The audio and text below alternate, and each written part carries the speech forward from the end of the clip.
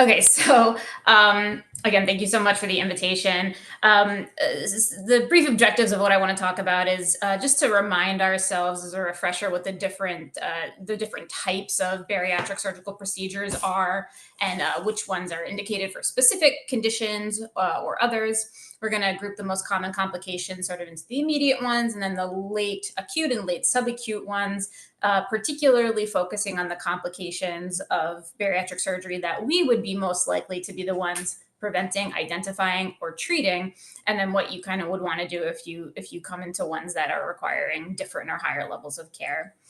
I have certainly no financial disclosures of note, but I do have a personal disclosure that I like to bring up, which is that I had gastric bypass surgery about 3.5 years ago now, and lost about 100 pounds so far.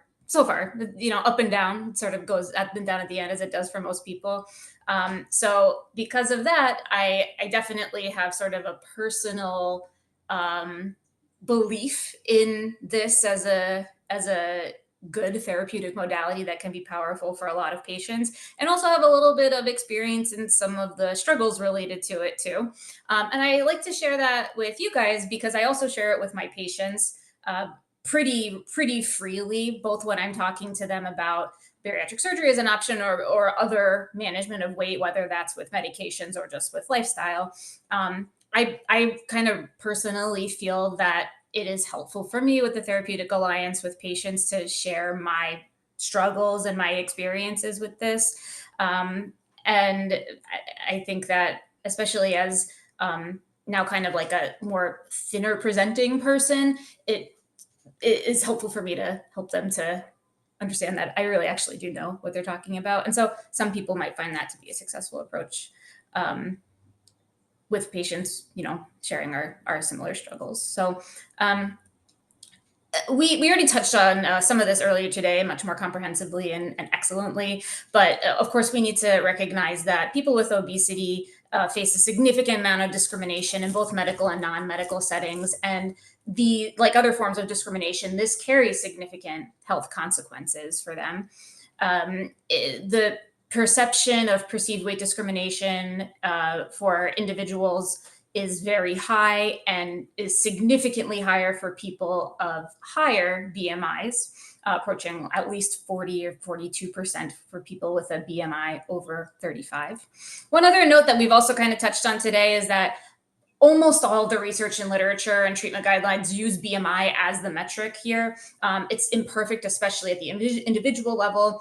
I do think it is useful, certainly at the population level when we're looking at overall trends, but definitely has limitations at the individual level. But this is what most of the literature is on, so this is usually the metric that I'll use. And then as we also have excellently discussed today, there is controversy and sort of a spectrum of perspective on whether obesity is actually a disease or a disease risk factor that we should even try to treat. Certainly in the general population, but also in the medical community. And with regards to that, I think that I'll sort of touch on some of the evidence that I think supports the notion that the treatment of obesity, including with surgical interventions, does seem to have, or at least is correlated with positive health outcomes. But even if somebody totally rejects that notion, I think it is still important to be familiar with what these surgical interventions are and what the complications are, because regardless of if somebody should have gotten bariatric surgery or not, if they did and you're taking care of them, it'll still be helpful to know what you want to keep an eye out for. So similar to what I was talking about before, the prevalence of obesity is very high, as we know, and rising. There is an association with adverse health outcomes with a dose response for higher BMIs for many of those conditions, though for many of them, we can't be certain that relationship is causal. There's also a BMI dose-dependent relationship with mortality, or at least dose-associated relationship with mortality. And this is basically a similar version of the slide we saw earlier in the day, where we see that there is a nadir of overall all-cause mortality with BMIs in the 22, 23, 24 range, and then a progressive increase at the higher BMIs. Also importantly noting that people with very underweight BMIs also have similar, also have higher rates of mortality. And I think that I suggest, I put forth that bariatric surgery is still the gold standard treatment for obesity, by which we mean, this is sort of the best in terms of being the most effective intervention that we have so far to treat obesity, with the end result of weight loss and also the end result of decreasing morbidity. Even the most structured, most aggressive lifestyle interventions with, touch points with the system once or twice a month or more results in only modest weight loss. I often say that if diet and exercise were a pill, the FDA wouldn't approve it for the indication of treatment of obesity, at least as a monotherapy. Of course, those things are very, very important for health and for weight loss, but alone, they have very limited efficacy. The medications that we've just heard a lot about, especially the GLP-1 receptor agonists and the combo GLP-1 GIP agents, and the newer agents like the triple agent and some of the other agents, are very promising interventions. We're all becoming increasingly familiar with these. But I think that it's important that even though these medicines have been around and being used for diabetes for decades, we are still very early in the era of seeing how they will work for the treatment of obesity in the long term, right? Like decades from now, what will the patients who are using this and being successful with these medicines for weight loss, will that weight loss really be durable? And will we confirm, are we going to be able to say that this is safe and effective for morbidity, mortality prevention in the same way that bariatric surgery can be?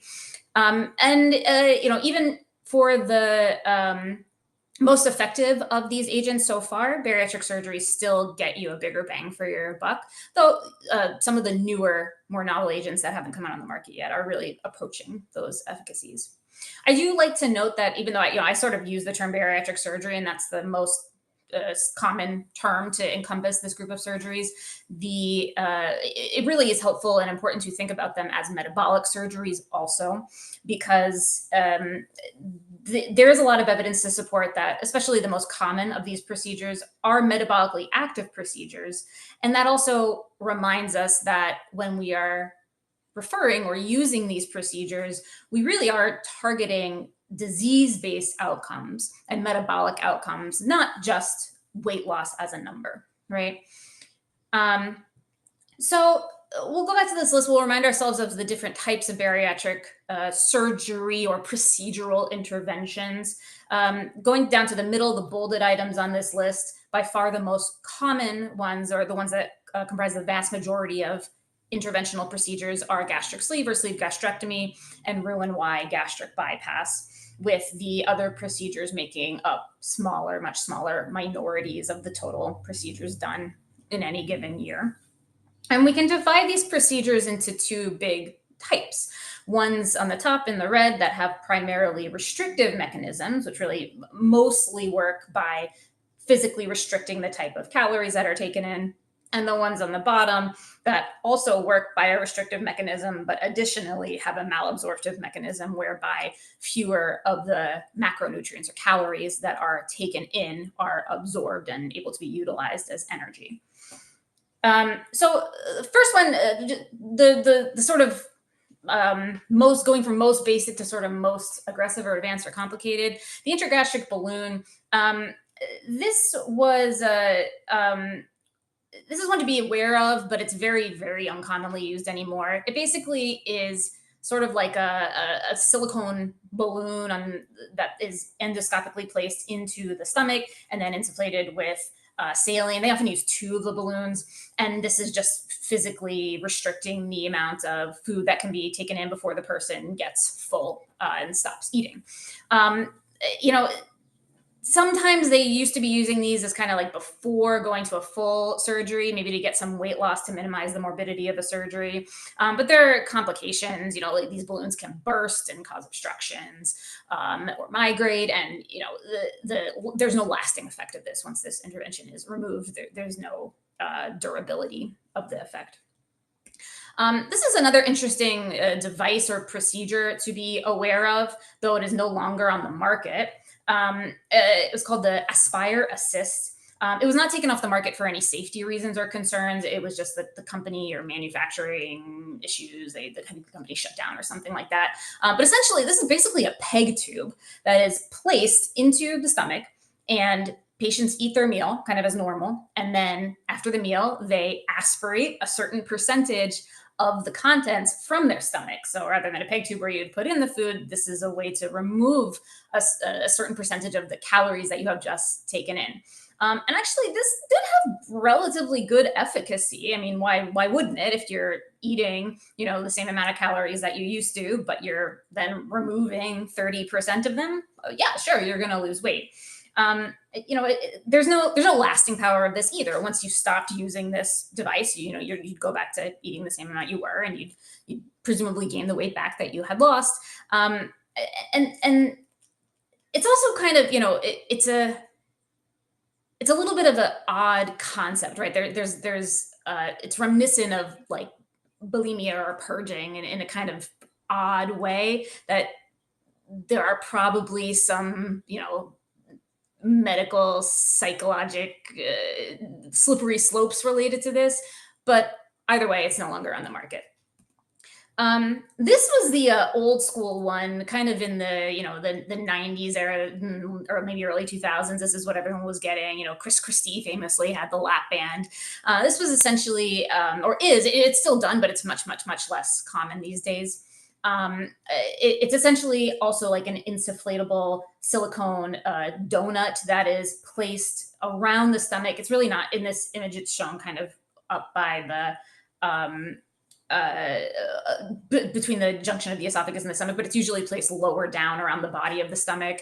And then it's inflated, saline, and then it physically restricts the amount that the person can take in. It has efficacy, but no lasting power, right? As soon as it is no longer being used, you're not going to get any durability of this. And it requires a lot of follow-up to like adjust the amount of saline that's in the thing to tighten it or loosen it. So quite uncommonly done these days.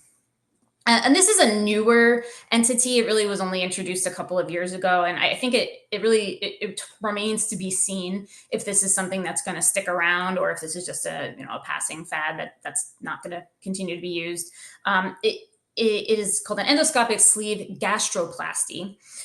And the way that it is done is that sutures are you go endoscopically into the stomach, and then sutures are kind of placed to sew off the back half of the stomach, so that you are functionally left with the amount of stomach that you would have with a gastric sleeve, physically restricting the amount of stomach space, but theoretically in a reversible way, and in a way that can be done endoscopically as opposed to laparoscopically or under general anesthesia. So, maybe some thought about lower anesthetic risks with this, but this is also not very commonly done right now. We'll see if it increases in popularity. So moving on to the much, much more commonly done procedures. By far the most common ones done these days are gastric sleeves. And the way that this is done is with sutures or staples or ligature, or some combination of those that are laparoscopically placed into the abdomen, and you sort of slice off that back half of the stomach. And you're left with, instead of a stomach that's maybe the size and shape of a football, you have one that's maybe the size and shape of a banana. This is a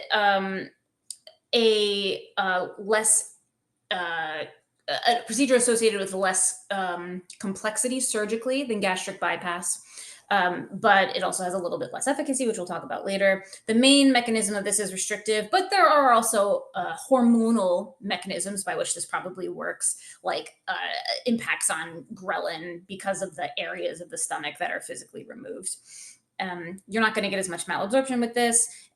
Important relative contraindication to this is GERD. It's not an absolute contraindication, but because you are, again, sort of restricting the amount of space available in the stomach, but you're leaving the pyloric sphincter intact, you are going to have a much higher rate or risk of reflux of stomach contents into the esophagus. And so many people develop GERD de novo after gastric sleeve, and stand a really high chance of it getting worse if they already had it. So next, the next most common one is gastric bypass. Gastric bypass is sort of the OG bariatric surgery. It's been around since at least the 90s as an intervention for obesity. It's also sometimes performed for non-obesity related reasons, like sometimes as a primary surgery for GERD, or sometimes for surgeries that require resection of certain abdominal organs, like the pancreas or parts of the pancreas. But as an intervention for obesity, it's been around since the 90s. So we have a lot of years of evidence on outcomes for this. This is the preferred surgery for somebody who has GERD as opposed to a sleeve. It is also the preferred surgery for type 2 diabetes patients because it has a higher rate of remission of that condition. One sort of thing to consider about it, though, this is probably not something you really want to plan on, is that a gastric sleeve, you're taking out the stomach and then it's gone. But with a gastric bypass, you're actually not physically removing any part of the body. And so theoretically, and in truth, it can be reversed. That's kind of like saying, you don't want to plan for that, right? It's like, well, I'm going to marry this guy, but we can always get divorced later if it doesn't work out. Yeah, that's true. But, you don't want to go into it saying, oh, I can get it reversed if it doesn't work out. This is a little bit more of a complicated surgery anatomically, but essentially what is done is the esophagus remains connected to the top of the stomach. The top of the stomach, antrum, is separated with staples, usually, from the body of the stomach. And then the stomach and the duodenum that the stomach is attached to just kind of hangs around in there. Then they take the jejunum distal to the duodenum and they kind of pull it up and sew it into this gastric pouch so that the path of food, instead of going from esophagus to stomach to duodenum to jejunum, now goes from esophagus to tiny gastric pouch directly into the jejunum. And the stomach and the duodenum are kept in place and kept continuous with the distal jejunum so that things like bile fluids and pancreatic fluids are still secreted as normal into the duodenum, and they sort of come down and meet up with the food later on here. So the mechanism here, of course, is going to be a restriction because you still have that same, the very small gastric pouch, which will physically limit the amount of food that can be taken in, but also because much of calorie absorption occurs in that duodenum where food is no longer passing through, you are going to have malabsorption or decreased absorption of the calories that are eaten. There are also some hormonal effects involving ghrelin and GLP involved in the mechanism of gastric bypass too. And then briefly to be aware of these two kind of similar related types of surgery, one of which is called the biliopancreatic diversion with duodenal switch. The other, which is similar, is the single anastomosis duodenal ileal bypass. These are basically much more aggressive procedures that bypass a much larger percentage of the small intestine. So instead of just, maybe 20 centimeters or 30 centimeters of duodenum that are bypassed with gastric bypass, this bypasses a much larger percentage of the duodenum and the jejunum, so you get more profound malabsorption of calories. These procedures are not done very commonly, and when they are done, it usually is either for somebody who has had a bariatric surgery in the past that has not been successful or that they've had weight regain from. So you've had a gastric bypass and then you need to get a revision because you gained all the weight back or whatever, and you get a revision and now you get a SATI or a BPD. Or for people who are starting out at much higher BMIs, like in the 50s or 60s or higher, who need to lose a lot more weight to get to their goal weights. This does cause more robust weight loss. So sometimes this procedure is chosen for those patients for that reason. So how effective are these procedures? The weight loss outcomes are described in various different ways in the literature, sometimes described by the percentage of your total starting body weight that you lose. sometimes they calculate, your starting weight, how much of that was excess weight? Like if you had 100 pounds extra on you, what percentage of that 100 pounds did you lose? Sometimes referred to by number of points of BMI that are lost. Either way you look at it, there are general trends in the efficacy, with the gastric band being the least efficacious, and then going up in efficacy with the sleeve being second, gastric bypass being a little better, and duodenal switch being the most potent surgical intervention. There's not dramatic differences, right? Part of the reason why the total body weight loss for gastric sleeve looks a lot lower than gastric bypass is because patients who get gastric sleeve are more likely to have started out at a lower weight. So, if you're 200 pounds and you lose 20% of your body weight, then you have less to lose. So the percentage overall is going to be less. But there are still, with percent excess body weight, there is still some superiority of gastric bypass to gastric sleeve.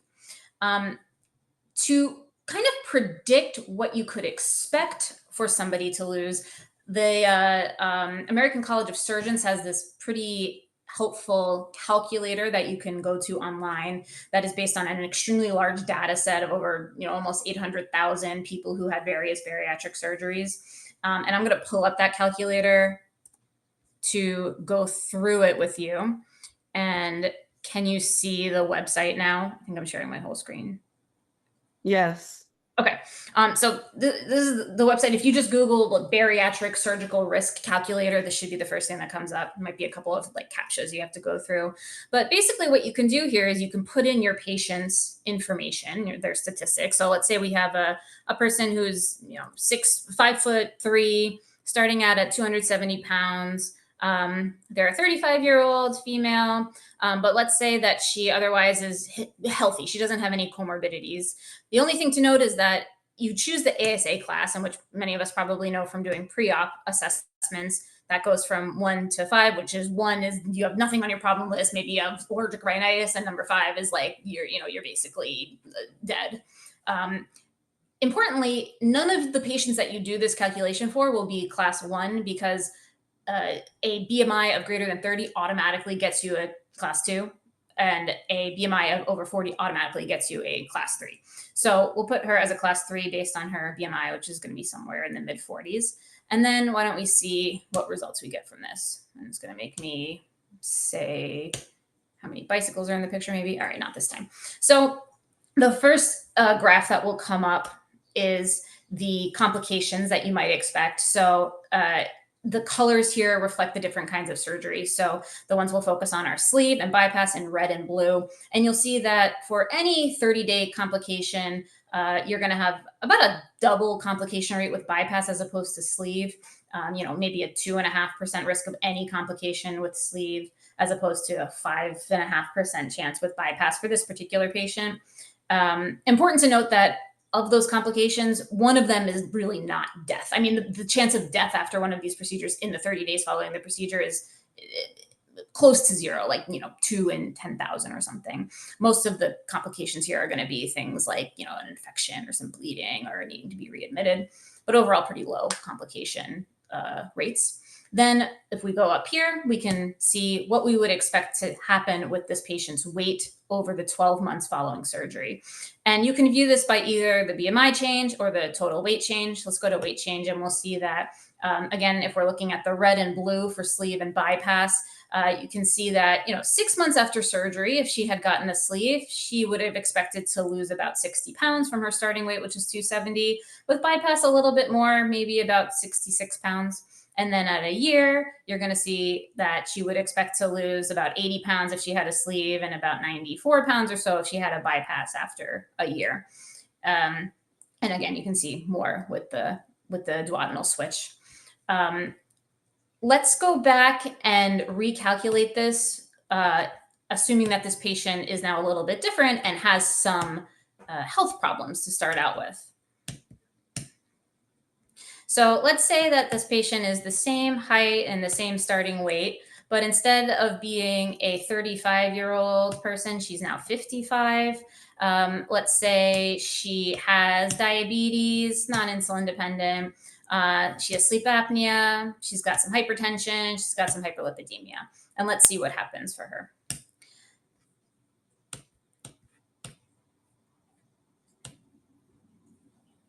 So you can see that her chance of death is still negligible, but her chances of complications are now higher. Instead of the 5.5 or so percent with the younger patient, this person's going to have maybe a 6% or 7% chance of any complication after having a bypass, and similar percentage with the sleeve. The weight change, she's still going to have pretty substantial weight change, including, immediately and after a year. But as opposed to the other patient who was going to expect to lose maybe 80 pounds after about a year with the sleeve and 94 pounds with bypass, this patient is having less robust weight change. But let's look at this next tab, which is the comorbidity remission. This is kind of the really exciting stuff. You can see that this patient, who started out age 55 with diabetes, high blood pressure, hyperlipidemia, sleep apnea, is going to have, if she gets a sleeve or a bypass, it's pretty similar. She's going to have almost a 50% chance of remission of her hypertension at a year. Same thing with the sleep apnea and the hyperlipidemia, about a 50% or more chance that those conditions will be in full remission after a year. The most dramatic results with her diabetes, which if she gets a bypass, an almost 80% chance that after 1 year, her diabetes will be in remission. So again, we think about the outcome of weight as kind of the primary outcome, but the outcomes in terms of disease remission are also very, very potent, and really kind of the more important things, really the end game here, right? So this calculator I like to bring up when my patients are either considering bariatric surgery to say, what could you expect? Or patients who have maybe recently had bariatric surgery and they want to know, is the weight that they've lost so far on track with the average or what they would expect? It can be a helpful tool. So pulling back up our presentation. I think it's very important, almost every patient who I am talking to these days about bariatric surgery, appropriately, the conversation is going to come up of, well, we got Ozempic now, right? We have Wegovy and Zepbound and these other really pretty effective medicines. So why would I consider getting a surgery when I could just use one of these medicines? I think that's a very good point. To be clear, I think that the incretin mimetics like semaglutide and tirzepatide and the newer ones that hopefully will come on the market soon are game changers. I prescribe them almost every day. I think that they're amazing medicines, but I think that there is still some role for bariatric surgery. Interestingly, in the year or two after medicines like semaglutide started exploding for the indication of obesity, for the first time, like ever, the rates of bariatric surgery went down. Like fewer people were getting bariatric surgery than the year prior. Not surprising, because people are going to be more likely to try these medicines. I think it'll be very interesting to see, does that continue, or if people use these medicines and don't like the side effects or aren't able to be successful with these medicines, will we see those rates going back up again? I think maybe yes, but it remains to be seen. But the way that I kind of talk to patients about it is that I think of the medicines like Wegovy and Zepbound, the incretin mimetics, as a treatment, and bariatric surgery as a cure. And that's kind of oversimplifying it, right? Because bariatric surgery, when I say it's a cure, it doesn't mean that it's a 100% effective, permanent, nothing can go wrong, kittens and roses kind of intervention. But I think of it a little bit analogously to treatment for end-stage renal disease, where the Wegovy and Zepbound might be like hemodialysis for somebody with renal failure, whereas bariatric surgery might be the kidney transplant. Kidney transplants can fail, they can reject, you need to take a lot of lifelong monitoring and medications, and there's potential for complications. But at the end of the day, it's sort of at least an attempt at a permanent cure for the condition rather than just a treatment. And the evidence that we have so far does seem to indicate that people will likely need to be using the incretin mimetics long-term to maintain the full effect of the weight loss. The efficacy of the injectable medicines are also still notably less than for bariatric surgery. So for tirzepatide, you get a little bit more potency than semaglutide, as we just heard, maybe 15 to 20% total body weight loss at 72 weeks. Semaglutide a little bit less, and maybe the 10 to 15%, depending on the study and the patient population that you look at. as opposed to the percentages that we see for bariatric surgery, which are more in the 25 to 30% total body weight loss category. The newest, the triple agent, retatrutide, right, is getting a little bit more potent, more like the 25%, I think we heard, but still a little bit less than even gastric sleeve in terms of the body weight you could expect to lose. There haven't been any head-to-head trials of bariatric surgery versus the GLPs or the related agents, but there are some meta-analyses that have compared the two through individual studies, and it did show, not surprisingly, greater weight loss with surgery versus the GLP-1 receptor agonists. So thinking about the long-term benefits of bariatric surgery separately from the weight loss, the disease-based outcomes that we can expect, as we sort of saw in the chart, in the graph, we can expect significantly high chances of improvement or remission in various metabolic conditions, especially diabetes. And fascinatingly, this remission is partially due to changes in diet and changes in sugar and weight loss from the long-term effects of the surgery, but there's also significant hormonal things, I'll just say vaguely, that happen immediately following, especially gastric bypass surgery, where people often are requiring dramatically less insulin very quickly, even independently of the changes in food intake that they're having. It just seems that like metabolically something changes pretty quickly after these surgeries that changes the insulin resistance problem associated with type 2 diabetes. Sorry. So, oh no. Oh my gosh. I think my computer is trying to reset.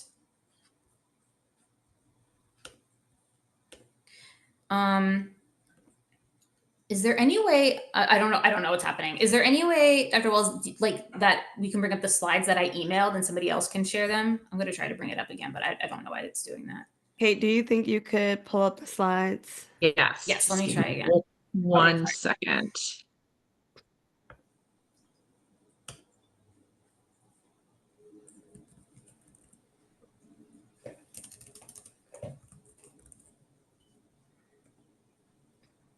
I have the PDF version. That's probably fine. I don't think I have very many interesting animations, and I'm going to try to pull this up again.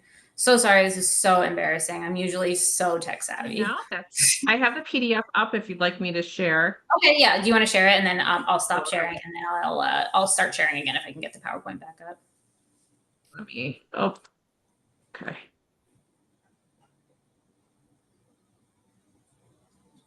Don't know where we were at, to tell you the truth. Let's see. Probably, my looks like my PowerPoint came back up again.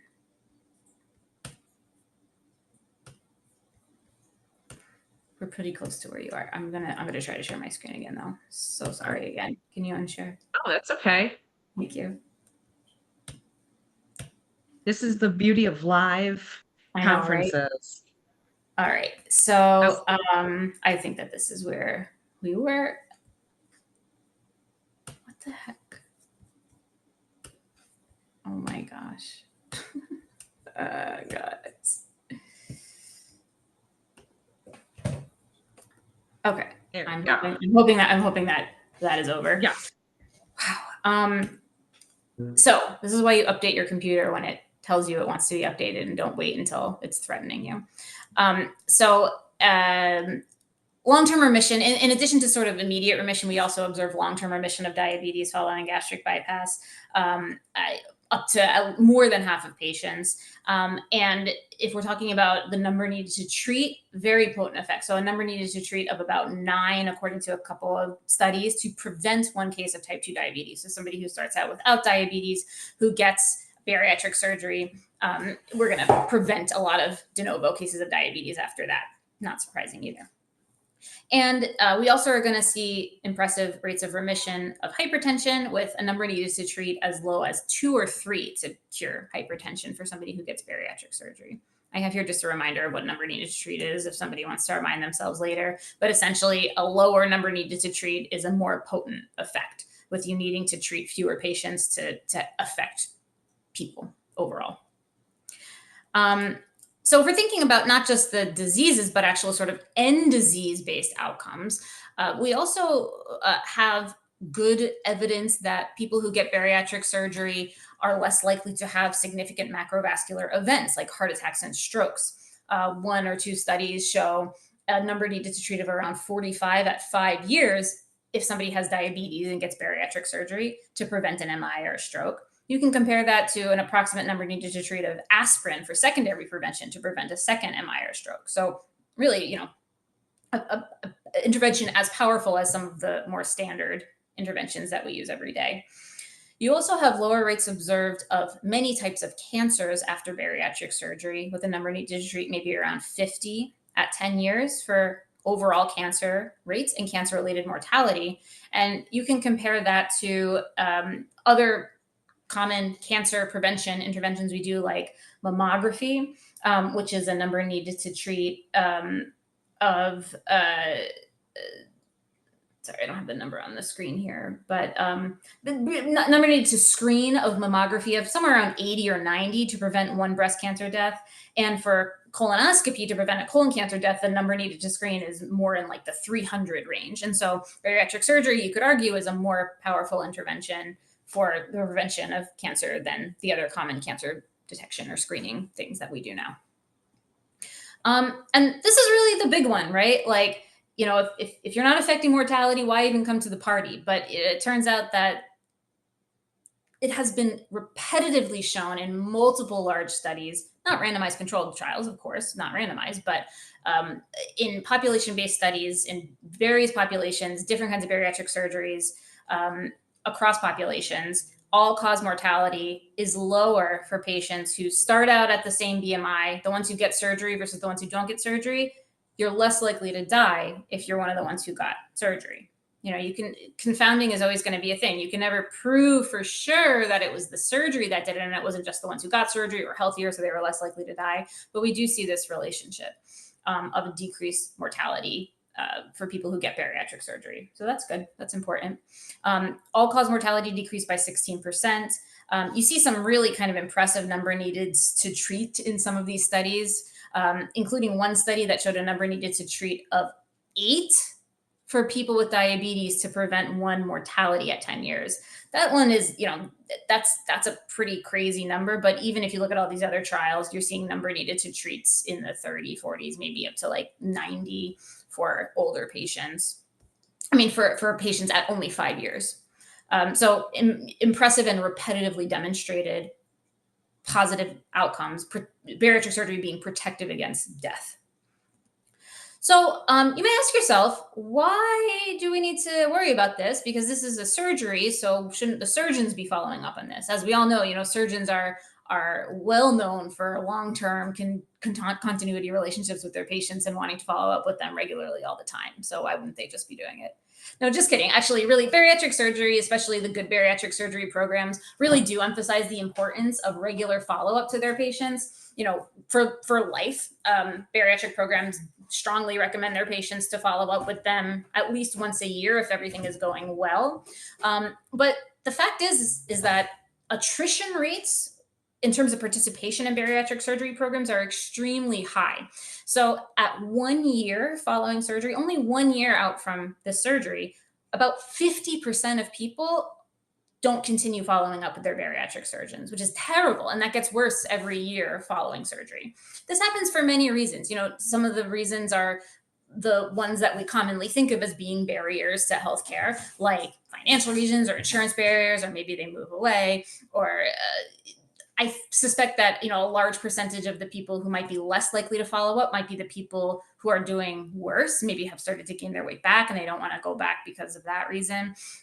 There's also one thing that comes up not uncommonly is that because there are still financial and insurance limitations to bariatric surgery even being covered, a lot of people wind up going abroad, like commonly to Mexico, to get these procedures done. And then obviously your follow-up is not possible with the person who did your surgery.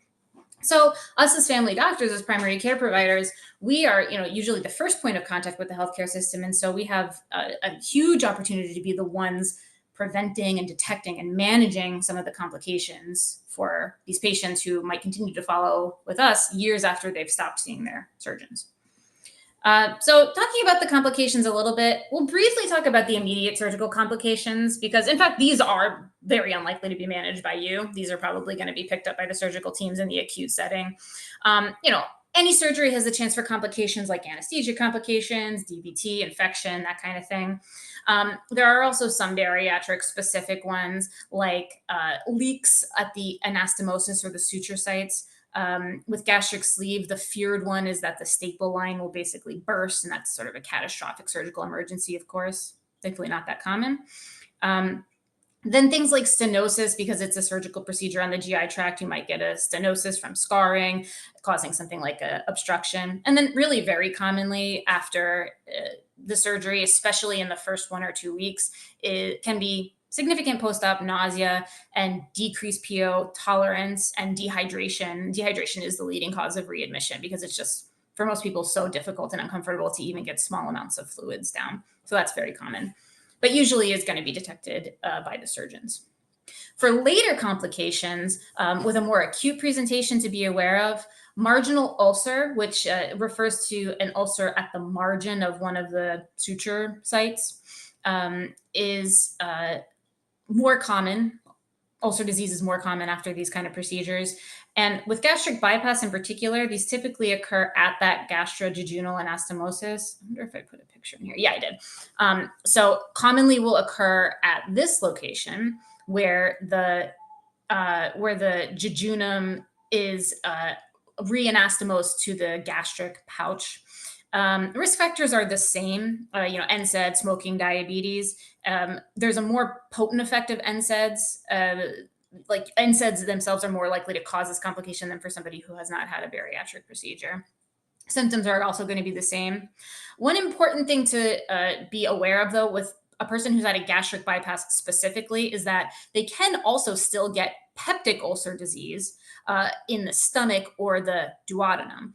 And this is tricky because it can be harder to diagnose and intervene on these if they are bleeding, because as opposed to with somebody with a normal anatomy where you just go down the esophagus into the stomach and then you're right there in the stomach and the duodenum and you can see the bleeding ulcer and zap it or whatever they do.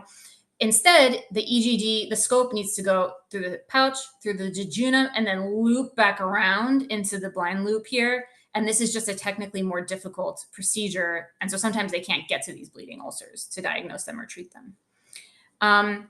Like with any GI surgery, there's a chance of causing stenosis and actually relatively high incidence, lifetime incidence of small bowel obstruction that can occur, treated in the same way as with somebody without this surgical history.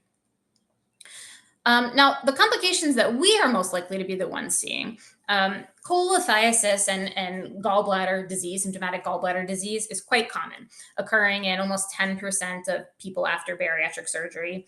And this occurs for a couple of reasons. One is that this is something that can just occur after rapid weight loss from any cause. But there are also surgical specific things that affect it, that affect the gallbladder motility and differences in the biliary salt processing that can make stones more likely to form. The presentation you would expect to be the same as a non-bariatric surgery patients. There used to be, or in some places maybe still is, this thought that like because this is so common that maybe when you're doing the gastric bypass while you're in there, just take out the gallbladder too. Kind of like, how they do those procedures. I do appendectomies or cholecystectomies sometimes prophylactically for people who are going to Mars for 2 years or whatever, to prevent it from being a problem. But the studies have shown that doing that, it actually worsens complications. It's not something that you should just do opportunistically for all comers. But it is something that you could consider as an opportunistic cholecystectomy for somebody who already has gallstones but doesn't have symptoms, or somebody who's had gallbladder issues in the past but has their gallbladder still in place. What most programs do and what is recommended by in the society guidelines is a 6-month treatment with ursodiol to decrease the rates of gallstone formation. And that 6-month period is because that is the period of most rapid weight loss where you're going to have the highest risk of gallstone formation. And so most of your patients, at least if they go to one of the more academic or one of the programs that is following the guidelines more tightly, will be on ursodiol for a few months after. GERD is a really important complication to be aware of.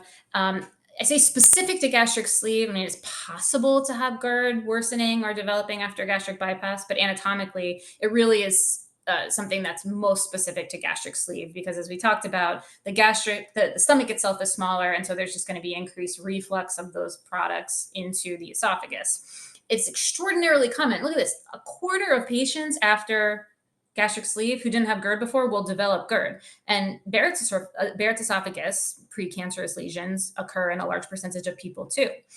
So this is a big deal. And the treatment is the regular things: small meals, don't eat right before you go to bed, PPI. But a really actually significant percentage of people who have had a gastric sleeve will get GERD bad enough that they actually need to get a gastric bypass, get a revision of their surgery to a gastric bypass, because their GERD is so bad and uncontrollable after their sleeve. So probably like 5% or so of people who get a sleeve need to get a bypass specifically because their GERD gets so bad. And that cures the condition for 99% of people. Dumping syndrome is a bariatric specific complication, or really specific to these types of metabolic bariatric surgeries. And basically what this involves is the food goes much more quickly into the jejunum specifically, either with sleeve, but especially with bypass. And because those bowel contents are hyperosmolar, you have fluid shifts that are more rapid than normal into the small bowel, and you get some hypotension and you get sympathetic symptoms associated with that. So the symptoms vary a lot, but the typical would be, 20 minutes to an hour after you eat or drink something that induces this, which is usually sugary foods, high sugar foods, or sometimes high fat foods.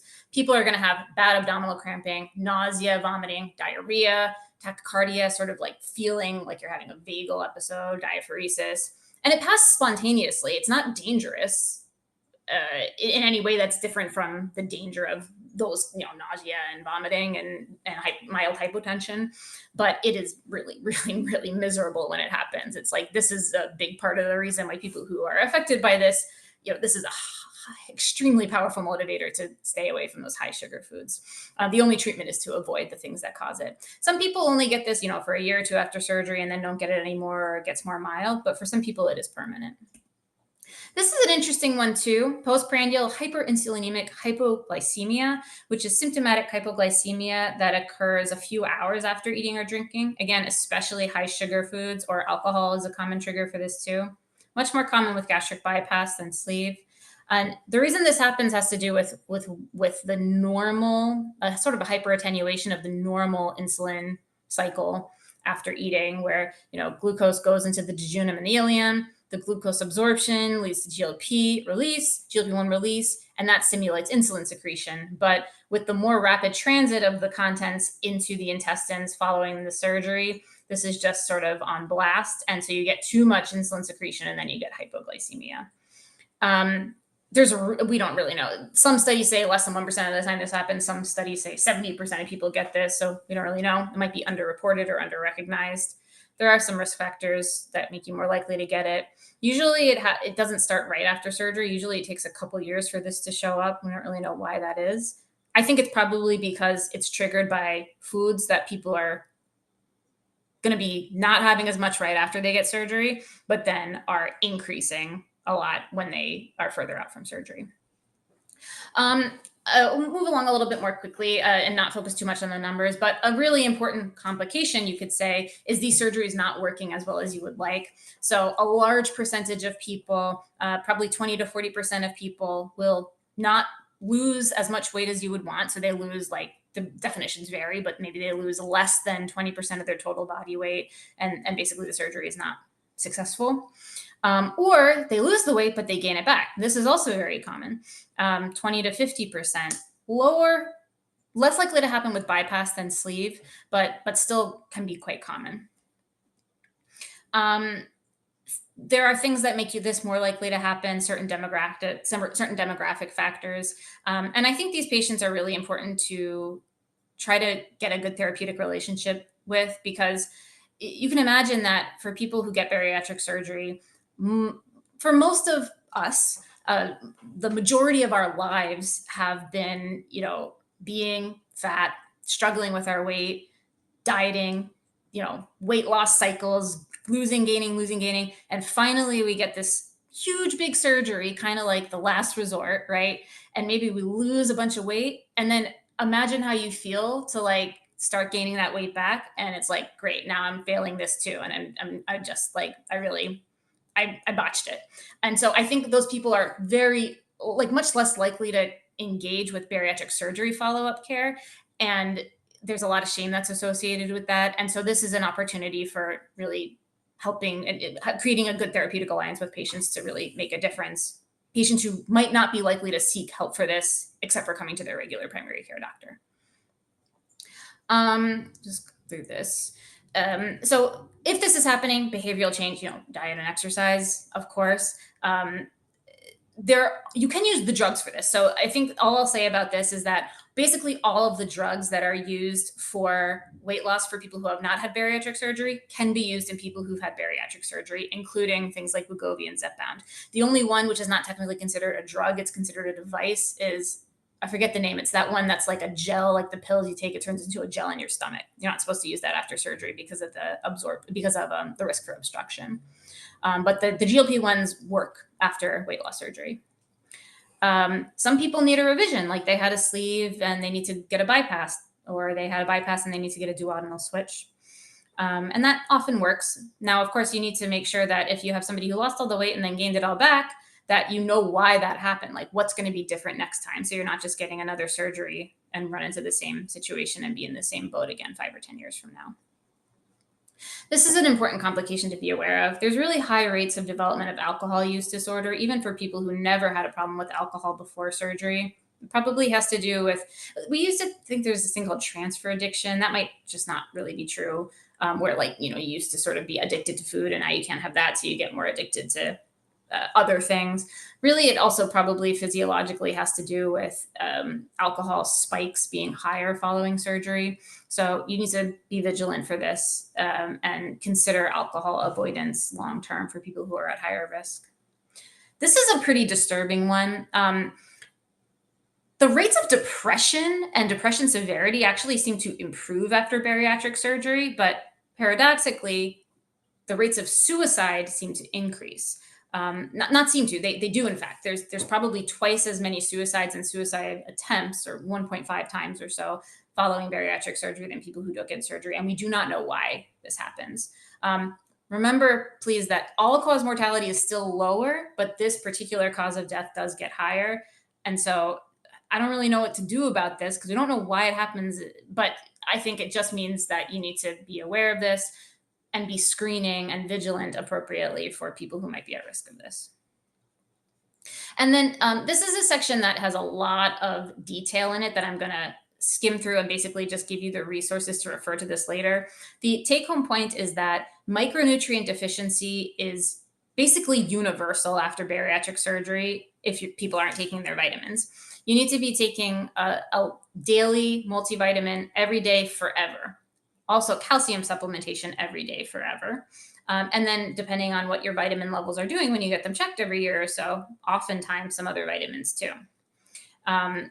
So this is a QR code that I have that sort of will give you the tables that I have on these following pages. And this data is taken directly from the nutritional guidelines from the American Society of Metabolic and Bariatric Surgery, indicating which vitamins need to be screened for following which types of surgery and how often, noting importantly that it's not enough to just screen for calcium. You also need to screen for calcium and PTH, or B12 and methylmalonic acid, ferritin, as well as just the CBC for iron deficiency. So there's a lot of labs that need to get done every year or more often if you're having problems.